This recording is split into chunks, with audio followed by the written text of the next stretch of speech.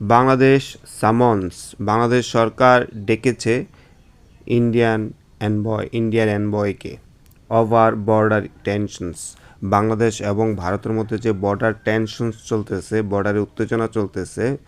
Tension বলতে এখানে ডিসএগ্রিমেন্টস, conflict, ডিসপুটস, issues অথবা টেরিটোরিয়াল যে কনফ্লিক্ট থাকে বর্ডারে, যেগুলো সাধারণত থাকে সেগুলোকে বলছে যে বাংলাদেশ সরকার ইন্ডিয়ার যে এনভয় আছে, এনভয় মানে হচ্ছে অ্যাম্বাসেডর, রাষ্ট্রদূত আছে ইন্ডিয়ার, তাকে ডাকছে।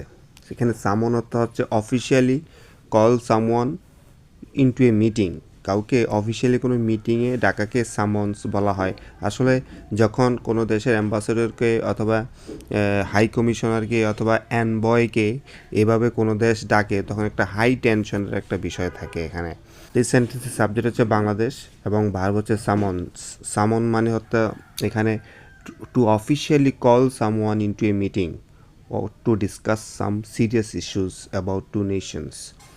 দুই দেশের স্বাস্থ্য সংশ্লিষ্ট জরুরি কোনো বিষয়ে আলোচনা করার জন্য কোনো দেশ অন্য দেশের এনভয় অথবা এনভয় মানে হচ্ছে রাষ্ট্রদূত, অ্যাম্বাসেডর, হাই কমিশনার। তো এই অ্যাম্বাসেডর, হাই কমিশনার, এনভয় যাই বলেন, তাদেরকে রাষ্ট্র গুরুত্বপূর্ণ কোনো বিষয় ডেকে আনে আলোচনা করার জন্য।